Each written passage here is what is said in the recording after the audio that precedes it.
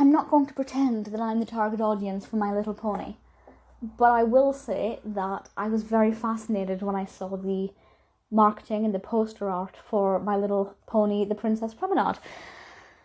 I thought, this looks so nauseatingly fun and pretty that I wanted to check it out and see what it was like. And to be honest, yeah, that's exactly what I was given. Now, my childhood story with My Little Pony is quite weird because I've always been obsessed with something.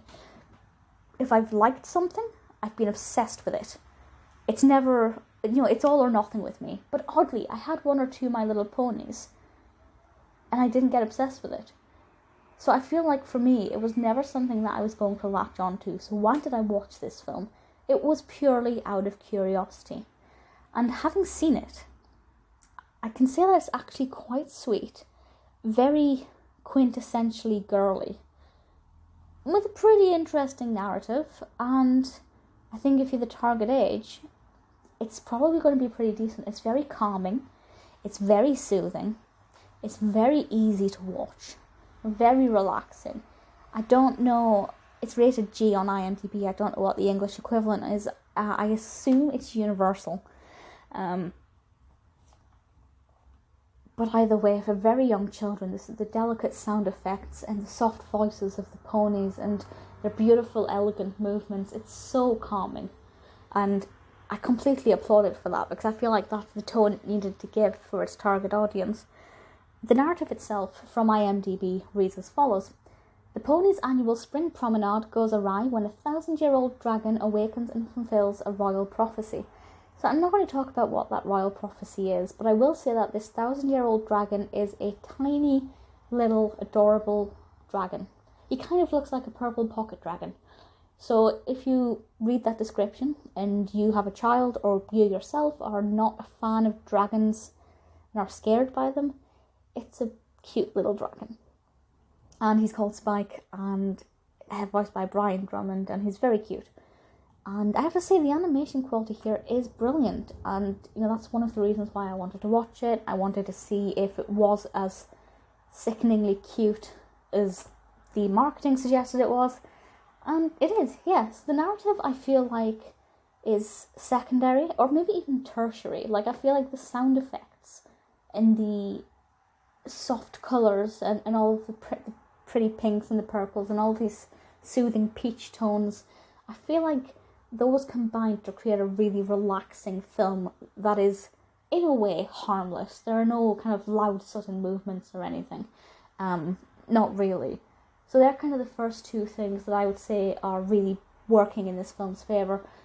The narrative is kind of the third most important aspect, which for me isn't the best thing, because I'm very narrative driven.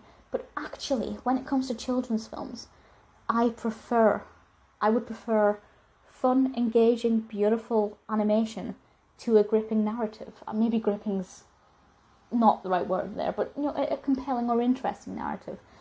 Because I find that children, well, for me as well, when I watch these, I watch it for relaxation, because I've just watched, The Human Centipede or something. I've just watched something really dark, and then I watch something like this to restore my faith in life. And it definitely does that with the animation style and the sounds and the music and the voices. They obviously have very sickeningly sweet voices, really good voice acting, but there are times where it made me squirm at how, I guess, just sweet and overly sugary the vocals were. But again, it works. We have, the names of these things are incredible. We've got Wysteria and Pinkie Pie, Sunny Days, Sweetberry, Cotton Candy, Rainbow Dash. They're absolutely gorgeous names. They're so, so sweet. If you have a young child who is a fan of My Little Pony, this is a really, really great film in terms of something that's visually mesmerising. It looks magical. The sound effects and the music are really pleasing. They go so well together, and it is a treat for the ears. The narrative, not so much. But I think if you're a young child, that's not really going to matter too much. And Spike as a dragon is very cute, and just proves that not every dragon is going to be, evil and horrible and nasty. Although I do love the dragon from Shrek, that's a brilliant interpretation, but that's slightly irrelevant. I'm not the target audience for this.